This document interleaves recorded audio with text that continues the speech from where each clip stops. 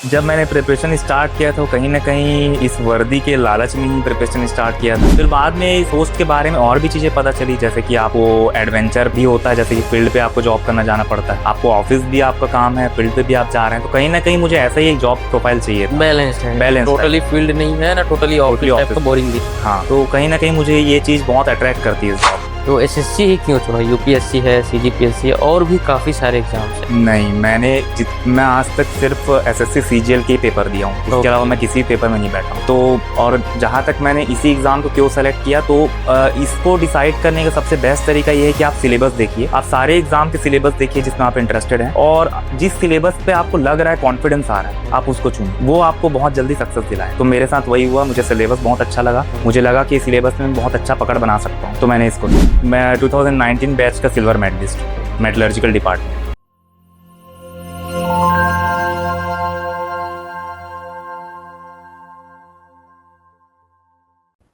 Hello, नमस्ते, जय हिंद। स्वागत है आपका A1 नौकरी चैनल में। जैसा कि आप जान रहे हैं कि हम अपने चैनल में एजुकेशनल कंटेंट तो डाल ही रहे हैं, साथ में जो सिलेक्टेड कैंडिडेट्स हैं वेरियस एग्जाम्स में, जैसे एसएससी, सीजीपीएससी, सीजीएसआई, इन परीक्षाओं में जिन्होंने सफलता हासिल करी है, उनकी लाइफ स्टोरी, उनका जो प्रयास उन्होंने कैसे किया, किस प्रकार से उन्होंने अपनी तैयारी करी, जिससे आपको अपनी तैयारियों में मदद मिल सकेगी। तो उन स्टोरीज को हम हमारे चैनल में लेकर आते हैं, और उसी कड़ी में हमारे साथ जुड़े हैं प्रियेश वर्मा जी। हाल ही में एसएससी 2023 का जो 24 हाल ही में एसएससी 2024 का जो रिजल्ट आया है, उसमें प्रियेश जी का जीएसटी इंस्पेक्टर की इनको पोस्ट मिली है। तो प्रियेश जी, सबसे पहले आपको बहुत बहुत स्वागत है हमारे चैनल में। Thank you very much. और बहुत बहुत शुभकामनाएं आपके इस अचीवमेंट के लिए। जी, थैंक यू वेरी मच। तो प्रियेश भाई, शुरू से शुरू करते हैं। आपकी स्कूलिंग क्या रही, फैमिली बैकग्राउंड क्या है, किस प्रकार से आप जो अभी का जो जीएसटी इंस्पेक्टर है, जो हो सकता है कभी किसी कंपनी में रेड मारने चला जाए जी, वो बचपन में कैसा था? बचपन में मेरा स्कूलिंग एक्चुअली, मेरे फादर भिलाई स्टील प्लांट में काम करते थे, अब वो रिटायर्ड हैं 2019 से। सो मेरी स्कूलिंग बीएसपी स्कूल्स में हुई है। पहले तो मैं English medium middle school sector 6 में पढ़ता था, उसके बाद मेरी schooling senior secondary school sector 10 में हुई है बीएसपी के। आफ्टर डैट मैं एनआईटी रायपुर से ग्रेजुएटेड हूँ मेटलर्जिकल इंजीनियरिंग में, 2019 बैच। थोड़ा सा स्लो डाउन करते हैं, है ना? आपके पिताजी जैसे आप बताया कि बीएसपी में है जी। तो आपकी पैदाइश भिलाई में ही हुई, या आप गांव में या कहीं दूसरे? नहीं, मेरी पैदाइश भिलाई में ही हुई, जब वो सर्विस में थे तभी से? जी। ठीक है। तो पिताजी की जो लाइफ है, क्योंकि बीएसपी वाली जो लाइफ होती है वो एक शिफ्ट में होती है ना, जी। Second shift, first shift, third जी। शिफ्ट, ऐसा करके टाइमिंग में एक चलती रहती है। तो उस टाइम आपके माइंडसेट क्या था कि पिताजी तो यार अलग अलग शिफ्ट में आ रहे हैं, है ना? तो एक बच्चा रहता है ना कि मैं, पिताजी मेरे टाइम नहीं दे रहे हैं, या कैसे, किस प्रकार से मैनेज करते थे आपके पिताजी? अ, अगर टाइम मैनेजमेंट की बात करूँ तो मेरे जो फादर है उन्होंने बहुत अच्छे से टाइम मैनेज किया है, जी। क्योंकि एक्चुअली जैसे मेरे पढ़ाई में दोनों का कंट्रीब्यूशन रहा है, मेरी मदर का भी और मेरे फादर का भी। जैसे जिनको जो टाइम मिलता था उसके हिसाब से वो मुझे एजुकेट करते थे, पढ़ाते थे। सो टाइम मैनेजमेंट में तो कोई दिक्कत नहीं हुआ, उन्होंने अपने तरफ से पूरा कोशिश किया है। हाँ, बट ये होता है कि जब आप किसी इंडस्ट्री में काम करते हैं तो आपका शिफ्ट चेंज होता है, तो उसके हिसाब से फिर थोड़ा फैमिली को दिक्कत जाता है, जी। थोड़ा उसके हिसाब से पूरे फैमिली को एडजस्ट होना पड़ता है, एक आदमी को नहीं। जी। तो वो तो हुआ है। स्कूल में आप कैसे थे? ब्रिलियंट थे, एवरेज थे, या आपके नंबर आते थे, कैसे क्या थे? स्कूल में तो मेरे एकेडमिक्स बहुत अच्छे रहे हैं, शुरू से ही बहुत अच्छे रहे हैं, मैं क्लास में हमेशा टॉप 3 में ही रहा हूँ। ओके।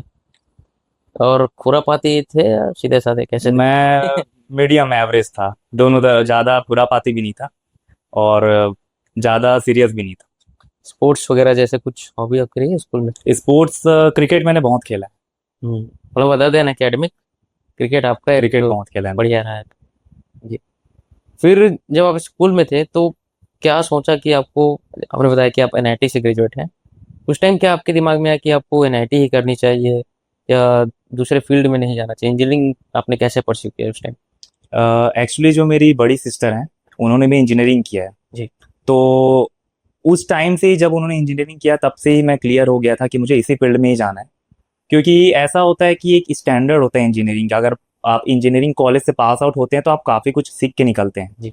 सिर्फ पढ़ाई के अलावा भी आप बहुत कुछ लेके निकलते हैं टैलेंट। डिसिप्लिन भी अलग होती है, डिसिप्लिन भी talent अलग होता होती है। एक्सपोजर अलग होता है। जी बिल्कुल। और एनआईटी तो काफी प्रतिष्ठित जी संस्थान है। जी। एनआईटी के दिनों में आते हैं आपके कि यार ऐसा बोला जाता है कि एक बार जेई कर लो तो लाइफ सेट ही सेट है, लेकिन ऐसा नहीं है। तो आप जी। बताएंगे क्या रियलिटी है? अ, जैसे मैंने एनआईटी रायपुर से अपना ग्रेजुएशन किया है बीटेक।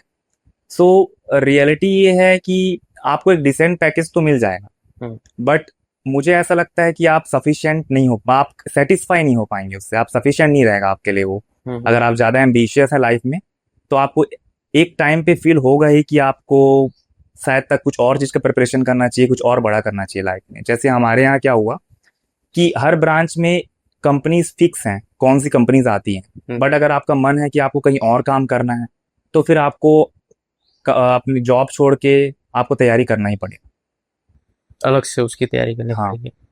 एनआईटी में आपने कौन सी ब्रांच में करी थी अपने बीटेक? मैंने मेटलर्जिकल इंजीनियरिंग में किया है, Metallurgical। 2019 pass out. ओके। और वहाँ आपके एकेडमिक्स कैसे थी? स्कूल वाला परफॉर्मेंस वहाँ कंटिन्यू हुआ या? वहाँ स्कूल के परफॉर्मेंस से भी ज़्यादा अच्छा हो गया। अच्छा। मैं 2019 बैच का सिल्वर मेडलिस्ट, मेटलर्जिकल डिपार्टमेंट। तो इतनी ज्यादा पढ़ाई, कितने घंटे आप शेड्यूल करते थे अपना पढ़ाई वहाँ एनआईटी में? इंजीनियरिंग में तो ऐसा रहता है कि अगर आप क्लासेस वगैरह वहाँ अच्छे से होती हैं, प्रोफेसर वगैरह काफ़ी अच्छे से एफर्ट लगा के पढ़ाते हैं, तो अगर आपने क्लासेस अच्छे से की है तो आपको ज़्यादा टाइम नहीं देना पड़ता। अगर घर आके आप 2-3 घंटे या 4 घंटे में निकाल ले रहे हैं तो बहुत है, सफिशिएंट। मैंने एनआईटी में अगर अपने हिसाब से बताएं तो क्या रूटीन रहा था आपके उस टाइम? मेरा ऐसा रहता था कि मैं 3 साल यहाँ घर से ही गया हूँ, रायपुर अप डाउन करता था ट्रेन से। अच्छा। और थर्ड ईयर में मैं हॉस्टल में रहा हूँ। तो मैं सुबह यहाँ से ट्रेन पकड़ता था, फिर वहाँ जाता था, फिर वहाँ क्लासेस होते थे, फिर शाम को ट्रेन पकड़ के वापस आ रहा हूँ। फिर जो भी अब मेरा जो होमवर्क वगैरह रहता था और जो भी मुझे पढ़ना रहता था, रात को आके 2-3 घंटे में पढ़ता। इतना सफिशिएंट? इतना सफिशिएंट था। सिल्वर मेडल लाने के लिए इतना सफिशिएंट होगा? अगर आप क्लासेस प्रॉपर से अटेंड कर रहे हैं तो सफिशिएंट है, क्योंकि वहाँ के प्रोफेसर जो है वो आपको इतने अच्छे से पढ़ाते हैं कि अगर आप अटेंटिवली अटेंड कर रहे हैं सेशन को तो फिर वो आपके लिए सफिशिएंट रहता है। तो फिर आपने जब अपनी मेटलर्जिकल इंजीनियरिंग जब कंप्लीट करी तो एनआईटी में क्या होता है, कैंपस प्लेसमेंट काफ़ी अच्छे हैं रायपुर में, तो आपकी भी हुई होगी? जी, मेरी जॉब लगी थी 2019 में। पास आउट होने के बाद मुझे एज एन इंजीनियर में काम कर रहा था वेदांता लिमिटेड में, okay. Power and aluminium, Jharsuguda Orissa में। वहाँ मैंने काम किया है।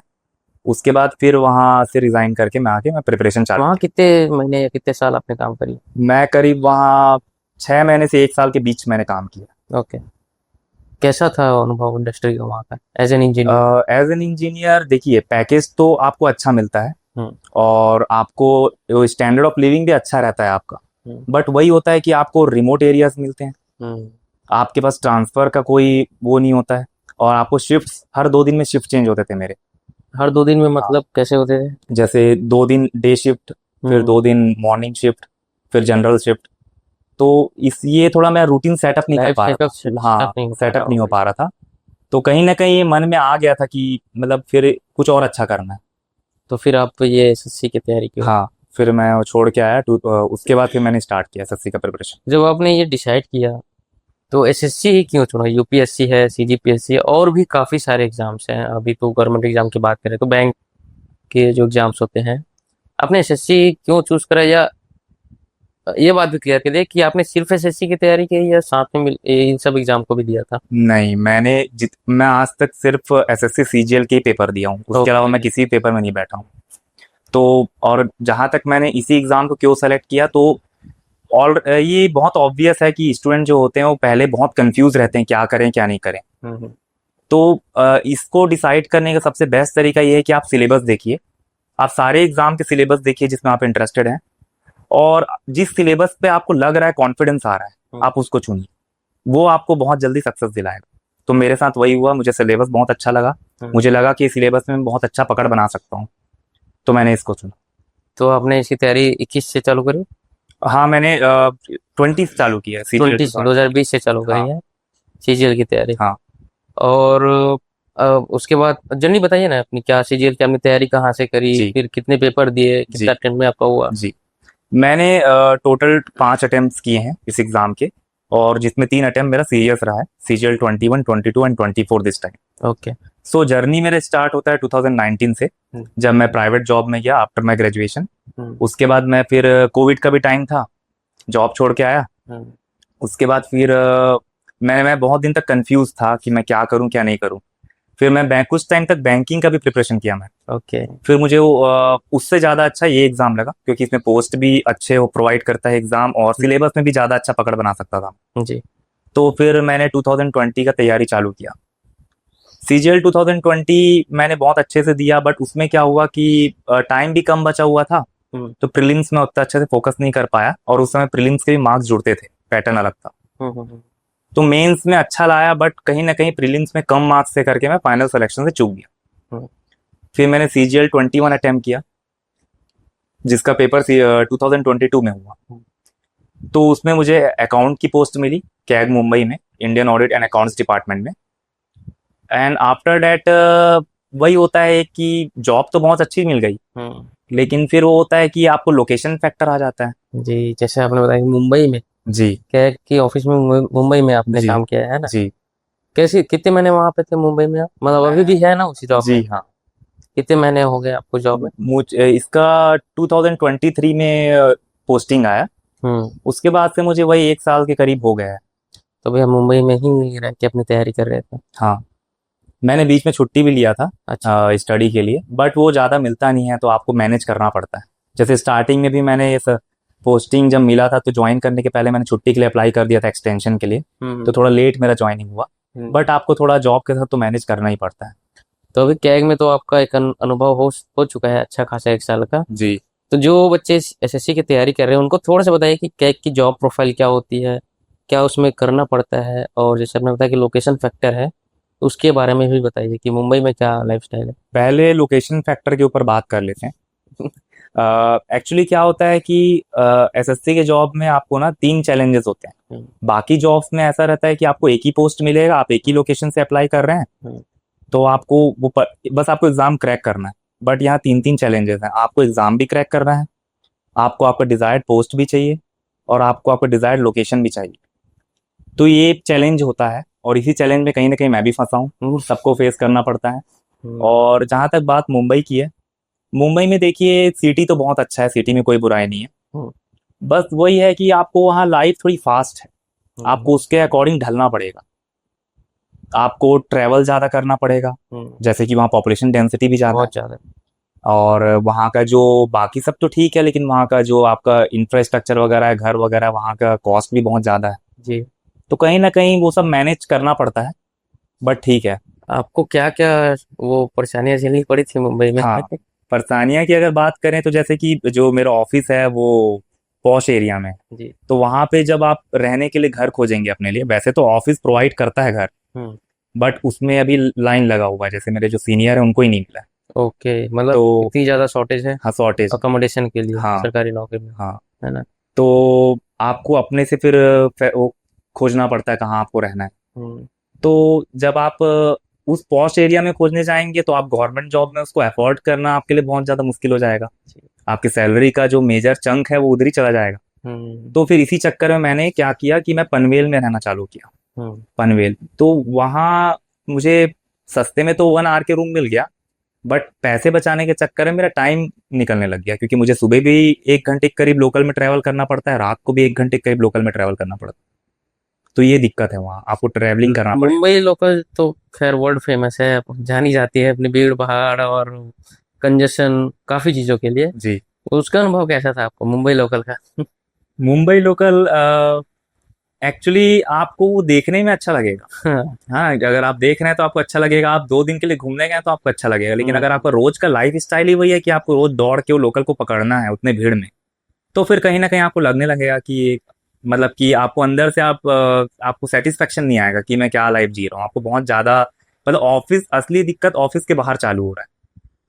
ऑफिस में तो आप ऑफिस आराम में से तो अच्छा काम चल रहा है हाँ, ना? जॉब बढ़िया है आपका, हाँ। लेकिन असली दिक्कत जब आप सिटी में रह रहे हैं, आपको ट्रेन पकड़ना है, तो वो कहीं ना कहीं असली दिक्कत वहां चालू होता है।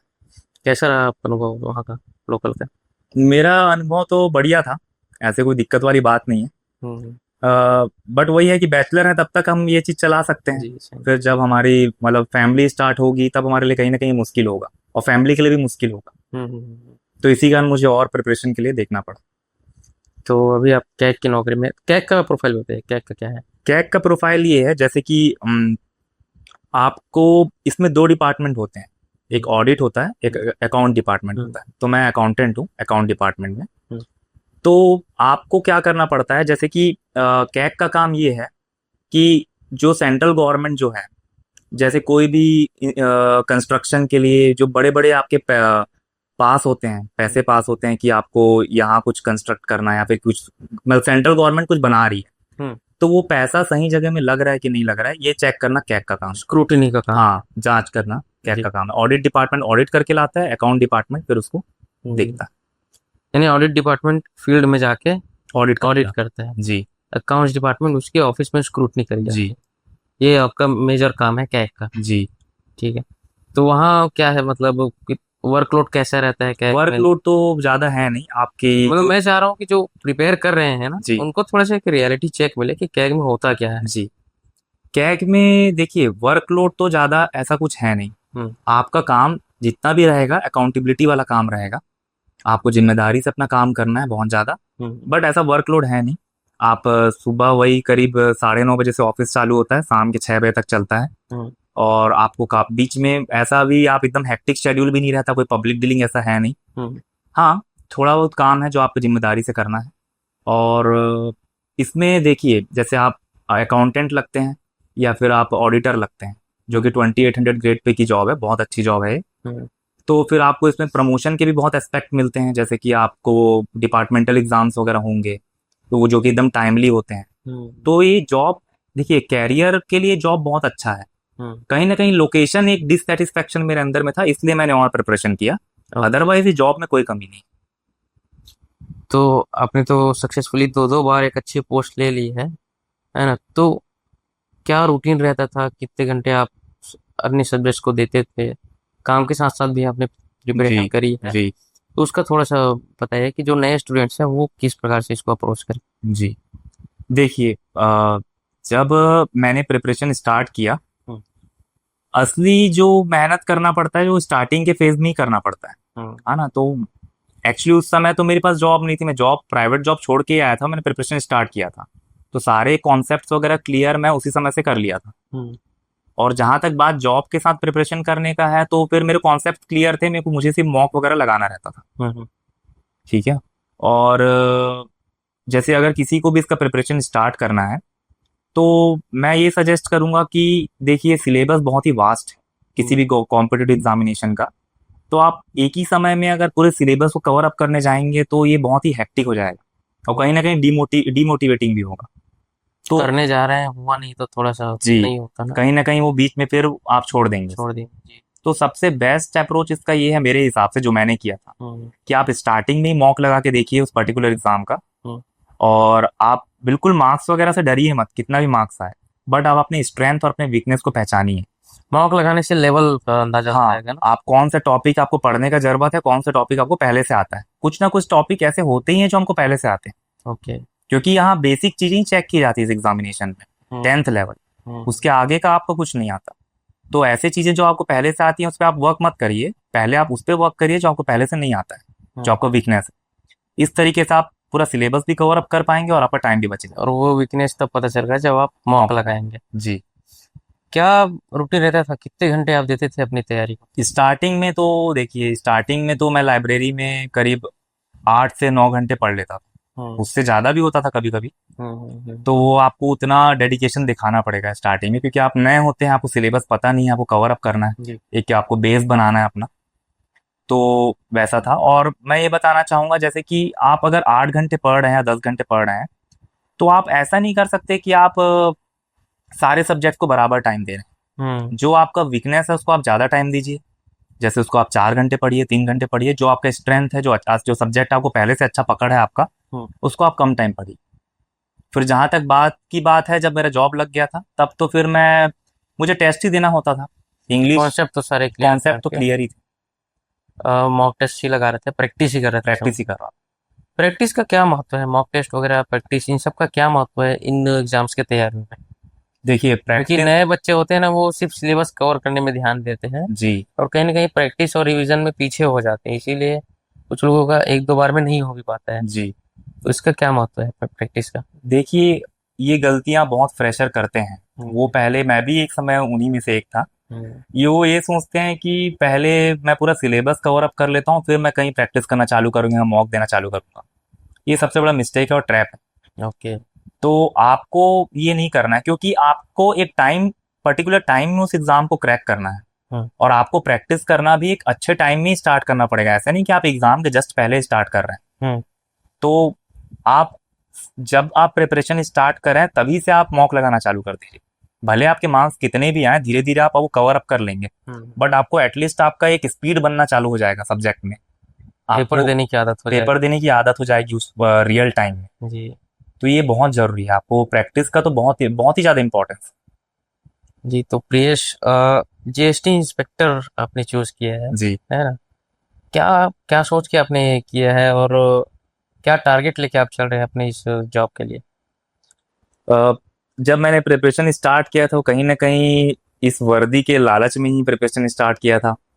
फिर बाद में इस पोस्ट के बारे में और भी चीजें पता चली, जैसे कि आपको एडवेंचर भी होता है, जैसे कि फील्ड पे आपको जॉब करना जाना पड़ता है। हम्म, आपको ऑफिस भी आपका काम है, फील्ड पे भी आप जा रहे हैं। तो कहीं ना कहीं मुझे ऐसा ही एक जॉब प्रोफाइल चाहिए था। बैलेंस्ड है, बैलेंस टाइप टोटली का। फील्ड नहीं है ना, totally totally office type office. का बोरिंग भी नहीं है। हाँ, तो कहीं ना कहीं मुझे ये चीज बहुत अट्रैक्ट करती है इस जॉब में। जी। और जहां तक बात आगे का है, हम्म। तो मैं अपना कैरियर इसी पोस्ट पे ही देख रहा हूँ। जीएसटी इंस्पेक्टर के रूप में ही आप जी बहुत ही अच्छा करने का प्रयास करेंगे। जी।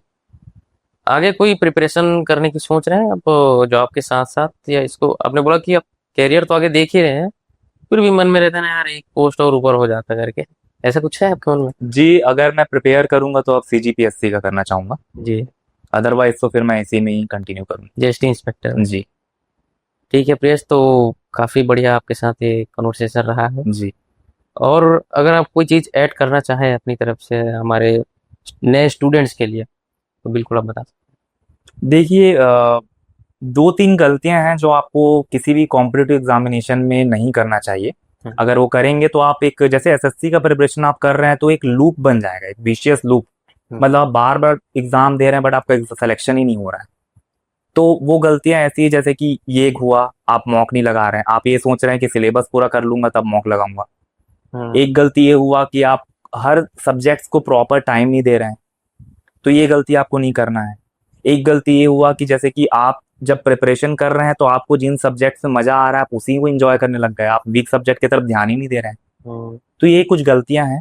बाकी तो फिर ऐसा कुछ कठिनाई नहीं है इस एग्जामिनेशन। प्रिपरेशन मैंने एग्जाम ओरिएंटेड जरूर। एग्जाम ओरिएंटेड बहुत जरूरी है। आपको है ना? सिलेबस माइंड में रखना है अपने, सिलेबस से बाहर नहीं जाना है। कई बार ऐसा भी होता है कुछ टॉपिक्स में इतने मजे आने लगते हैं कि आप सिलेबस के बाहर चले जाते हैं।